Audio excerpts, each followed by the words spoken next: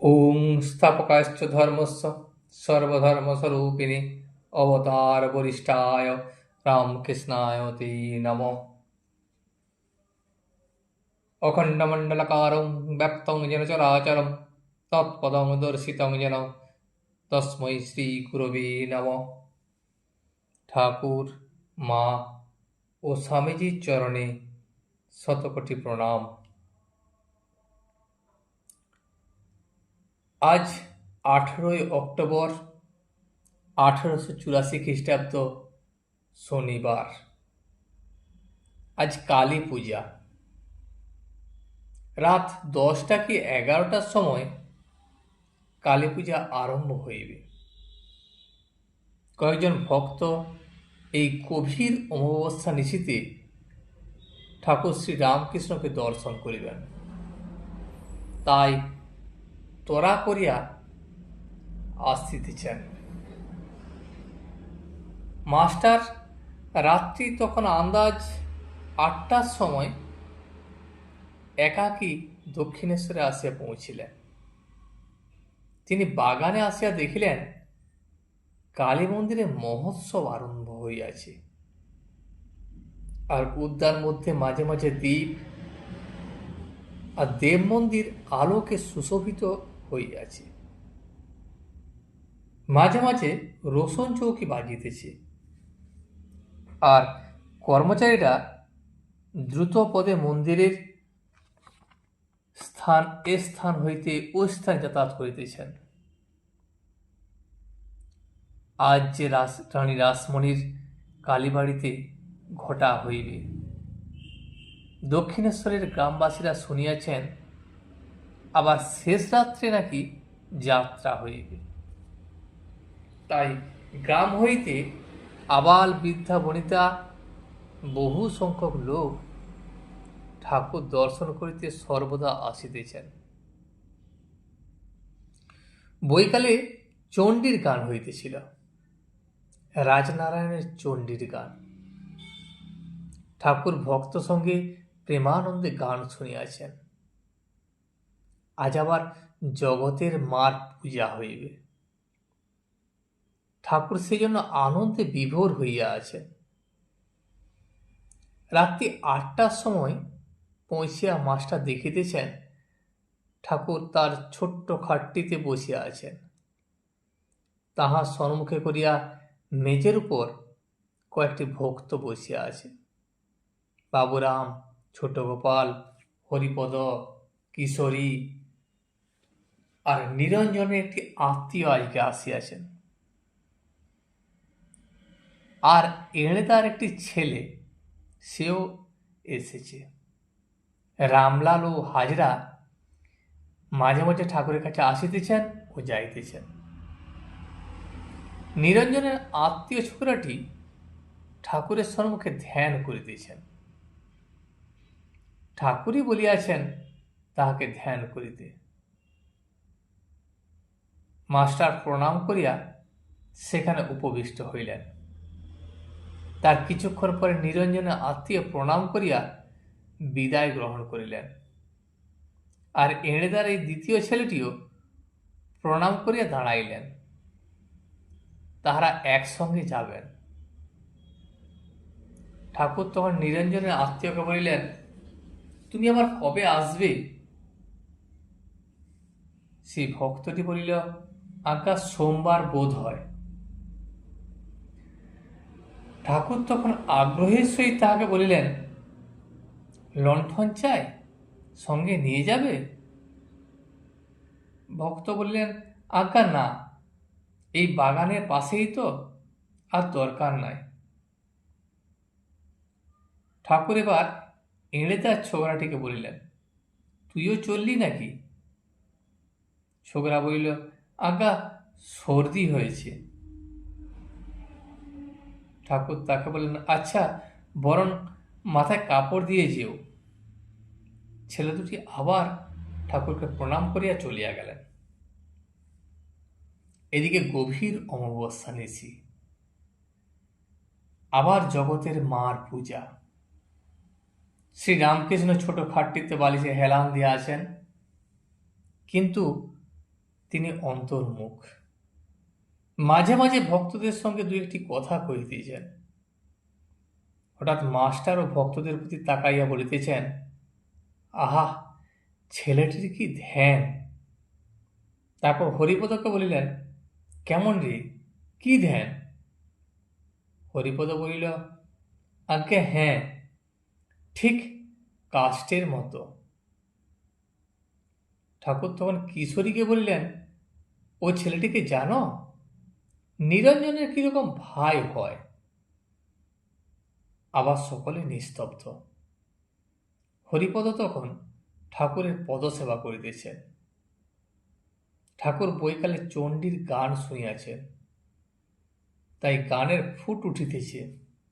তিনি আস্তে আস্তে গাইতেছেন, কে জানে কালী কেমন, ষড়দর্শনে না পায় দর্শন, মূলাধারে সহস্রারে সদাযোগী করে মনন, কালী পদ্মবনে হংস সনে হংসী রূপে করে রমন, আত্মারামের আত্মা কালী প্রমাণ প্রণবের মতন, তিনি ঘটে ঘটে বিরাজ করেন ইচ্ছাময়ীর ইচ্ছা যেমন।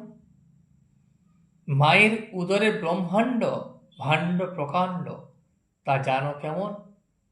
মহাকাল জেনেছেন কালীর মর্ম, অন্য কে বা জানে তেমন। প্রসাদ ভাসে লোকে হাসে, সন্তরণে সিন্ধু তরুণ, আমার মন বুঝেছে প্রাণ বুঝে না, ধরবে শশী হয়ে বামন। ঠাকুর এবার উঠিয়া বসিলেন। আজ মায়ের পূজা, মায়ের নাম করিবেন। আবার উৎসাহের সহিত গাইতেছেন, এসব খেপা মায়ের খেলা, যার মায়ায় ত্রিভুবন বিভোলা, মাগির আপ্ত ভাবে গুপ্ত লীলা। সে যে আপনি খেপা, কর্তা খেপা, খেপা দুটা চেলা, কিরূপ কি গুণ ভঙ্গি কি ভাব কিছুই যায় না বলা। যার নাম জপিয়ে কপাল পড়ে কণ্ঠে বিষের জ্বালা, সগুণে নির্গুণে বাঁধিয়ে বিবাদ, ঢেলা দিয়ে ভাঙছে ঢেলা। মাগি সকল বিষয়ে সমান রাজি নারাজ, কেবল কাজের বেলা। প্রসাদ বলে থাকো বসে, ভবার নবে ভাসিয়ে ভেলা। যখন আসবে জোয়ার উজিয়ে যাবে, ভাটিয়ে যাবে ভাটার বেলা। ঠাকুর গান করিতে করিতে মাতোয়ারা হইয়াছেন। বলিলেন, এসব মাতালের ভাবে গান বলিয়া গাইতেছেন, এবার কালী তোমায় খাবো, তাই তোমাকে সুধাই কালী, সদানন্দময়ী কালী, মহাকালের মনোমোহিনী। তুমি আপনি নাচো, আপনি গাও, আপনি দাও মা করতালি, আদিভূত সনাতনী শূন্য রূপা শশী ভালি। ব্রহ্মাণ্ড ছিল না যখন, মুন্ডমালা কোথায় পেলি, সবে মাত্র তুমি যন্ত্রী, আমরা তোমার তন্ত্রে চলি। যেমন রাখো তেমনি থাকি মা, যেমন বলাও তেমনি বলি। অশান্ত কমলাকান্ত দিয়ে বলে গালাগালি, এবারে সর্বনাশী ধরে আসি ওসি, ধর্মাধর্ম দুটো খেলি। জয় কালী বলে যদি আমার প্রাণ যায়, শিবত্ব হইব প্রাপ্ত, কাজ কি বারাণসী তাই। অনন্ত রূপিণী কালী, কালীর অন্ত কেবা পায়, কিঞ্চিত মাহাত্ম্য জেনে শিব পড়েছেন রাঙা পায়। গান এবার সমাপ্ত হইল। এমন সময় রাজনারায়ণের ছেলে দুটি আসিয়া প্রণাম করল। নাট মন্দিরে বৈকালে রাজনারায়ণ চণ্ডীর গান গাইয়াছিলেন। ছেলে দুটিও সঙ্গে সঙ্গে গাইয়াছিল। ঠাকুর ছেলে দুটির সঙ্গে আবার গাইতেছেন, এসব খেপা মায়ের খেলা। ছোট ছেলেটি ঠাকুরকে বলিতেছেন, ওই গানটি একবার যদি পরম দয়াল হে প্রভু। ঠাকুর বলিলেন, গৌর নিতাই তোমরা দুভাই, এ বলিয়া গানটি গাইতেছেন। গৌর নিতাই তোমরা দুভাই, পরম দয়াল হে প্রভু। আবার গান সমাপ্ত হইল। রামলাল ঘরে আসিয়াছেন। ঠাকুর বলিতেছেন, একটু গা, আজ পূজা। তখন রামলাল গাইতেছেন, সমর আলো করে কার কামিনী, সজল জলদ জিনিয়া কায়, দশনে প্রকাশে দামিনী। এলায়ে চাচর চিকুর পাশ, সুরাসুর মাঝে না করে ত্রাস, অট্টহাসে দানব নাশে, রণ প্রকাশে রঙ্গিনী। কিবা শোভা করে শ্রমজ বিন্দু, ঘন তনু ঘেরি কুমুদ বন্ধু, অমিয় সন্ধু সিন্ধু হেরিয়া ইন্দু, মলিন একন মোহিনী। এ কি অসম্ভব ভব পরাভব, পদতলে সব সদৃশ নীরব, কমলাকান্ত কর অনুভব, কে বটে ও গজগামিনী? কে রণে এসেছে বামা নিরোধ বরণী, শোণিত সায়রে ভাসে যেন নীল নলিনী, ইত্যাদি। ঠাকুর প্রেমানন্দে নাচিতেছেন, নাচিতে নাচিতে গান ধরিলেন। মজিল আমার মন ভ্রমরা শ্যামাপদ নীলাম কমলে। গান ও নৃত্য সমাপ্ত হইল। ভক্তেরা আবার সকালে মেঝেতে বসিয়াছেন। ঠাকুরও ছোট খাটটিতে বসিলেন। মাস্টারকে বলিতেছেন, তুমি এলে না, চণ্ডীর গান কেমন হলো? ভক্তেরা কেহ কেহ কালী মন্দিরে ঠাকুর দর্শন করিতে গমন করিলেন, কেহ বা দর্শন করিয়া একাকী গঙ্গা তীরে বাঁধা ঘাটের উপর বসিয়া নির্জনে নিঃশব্দে নাম জপ করিতেছেন। রাত্রি প্রায় 11টা, মহানিশা। জোয়ার সবে আসিয়াছে। ভাগীরথী তখন উত্তর বাহিনী। তীরস্থ দীপালোকে একবার কালো জল দেখা যাইতেছে। রামলাল পূজা পদ্ধতি নামক পুঁথি হস্তে মায়ের মন্দিরে একবার আসিলেন। তারপর পুঁথিখানি মন্দির মধ্যে রাখিয়া দিবেন। মণি মাকে সতৃষ্ণ নয়নে দর্শন করিতেছেন। তাই দেখিয়া রামলাল বলিলেন, ভেতরে আসবেন নাকি? মণি অনুগৃহীত হইয়া ভিতরে প্রবেশ করিলেন। দেখিলেন মা বেশ সাজিয়াছেন, ঘর আলোকাকীর্ণ, আর মার সম্মুখে 2 সেজ, উপরে ঝাড় ঝুলিতেছে। মন্দিরতল নৈবেদ্যে পরিপূর্ণ। মার পাদপথে জবাবিল্ল, নানাবিধ পুষ্পমালায় বেশকারী মাকে সাজাইয়াছেন। মণি দেখিলেন সম্মুখে তার চামচ ঝুলিতেছে। হঠাৎ তার মনে পড়িল, ঠাকুর শ্রী রামকৃষ্ণ এই চামচ লইয়া ঠাকুরকে কত ব্যজন করেন। তখন তিনি সংকুচিতভাবে রামলালকে বলিতেছেন, এই চামচটি আমি আবার নিতে পারি? রামলাল তাকে অনুমতি প্রদান করিলেন। তিনি তখন মাকে ব্যজন করিতে লাগিলেন। তখনও পূজা আরম্ভ হয় নাই। যে সকল ভক্তেরা বাহিরে গিয়াছিলেন তাহারা আবার ঠাকুর শ্রী রামকৃষ্ণের ঘরে আসিয়া মিলিত হইলেন। শ্রীযুক্ত বেণীপাল নিমন্ত্রণ করিয়াছেন। আগামীকাল স্মৃতি ব্রাহ্ম সমাজ যাইতে হইবে। ঠাকুরের নিমন্ত্রণ পত্রে কিন্তু তারিখ ভুল হইয়াছে। ঠাকুর শ্রী রামকৃষ্ণ মাস্টারকে বলিলেন, জানো, বেণীপাল নিমন্ত্রণ করেছে। তবে এরকম লিখলে কেন বলো দেখি? মাস্টার তখন বলিলেন, আঙ্কেল লেখাটি ঠিক হয় নাই, তবে অত ভেবেচিন্তে তো লেখেনি। ঘরের মধ্যে ঠাকুর দাঁড়াইয়া বাবুরাম কাছে দাঁড়াইয়া। ঠাকুর বেণীপালের চিঠির কথা কহিতেছেন। বাবুরামকে স্পর্শ করিয়া দাঁড়াইয়া আছেন। তিনি হঠাৎ সমাধিস্থ। ভক্তেরা সকলে তাহাকে ঘেরিয়া দাঁড়াইয়াছেন। এই সমাধিস্থ মহাপুরুষকে অবাক হইয়া ভক্তেরা সবাই দেখিতেছেন। ঠাকুর সমাধিস্থ, বাম পা বাড়াইয়া দাঁড়াইয়া আছেন। গ্রীবাদেশ ঈষৎ আকুঞ্চিত। বাবুরামের গ্রীবার পশ্চাৎদেশে কানের কাছে ঠাকুরের হাতটি রহিয়াছে। কিয়ৎক্ষণ পরে সমাধি ভঙ্গ হইল। তিনি তখনও দাঁড়াইয়া।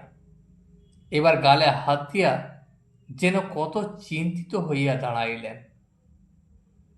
তারপর ঈষৎ হাস্য করিয়া এইবার ভক্তদের সম্বোধন করিয়া বলিতেছেন। ঠাকুর বলিতেছেন, সব দেখলুম, কার কতদূর এগিয়েছে। রাখাল, ইনি সুরেন্দ্র, ইনি বলতে এখানে মনির কথা বলছেন। বাবুরাম, অনেককে দেখলুম। হাইরা তখন বললেন, এখানকার? ঠাকুর বললেন, হ্যাঁ। হাইরা আবার বললেন, বেশি কি বন্ধন? ঠাকুর বললেন, না। হাইরা বললেন, নরেন্দ্রকে দেখলেন? ঠাকুর বললেন, দেখি নাই, কিন্তু এখনো বলতে পারি একটু জড়িয়ে পড়েছি, কিন্তু সবাইয়ের হয়ে যাবে দেখলুম। তারপর মনির দিকে তাকাইয়া ঠাকুর বললেন, সব দেখলুম ঘুপটি মেরে রয়েছে। ভক্তেরা তো কথা শুনিয়া অবাক। তিনি দৈব বাণীর ন্যায় অদ্ভুত সংবাদ শুনিতেছেন। ঠাকুর আবার বলিলেন, কিন্তু একে ছুঁয়েই ওরূপ হলো। তা বাবুরামকে ঠাকুর ছুঁয়েছিলেন। বাবুরামের কথাই বলছেন যে বাবুরামকে ছুঁয়েই আমি এইরকম দেখতে পেলাম। হাইরা বললেন, তাহলে ফার্স্ট কে? ঠাকুর শ্রীরামকৃষ্ণ তখন চুপ করিয়া রহিলেন। তারপর কিয়ৎক্ষণ পরে বলিতেছেন, নিত্য গোপালের মতো গোটা কতেক হয়। আবার চিন্তা করিতেছেন, এখনো সেইভাবে দাঁড়াইয়া আছেন। আবার বলিতেছেন, অধস্যেন যদি কাজকর্ম করে, কিন্তু ভয় হয়।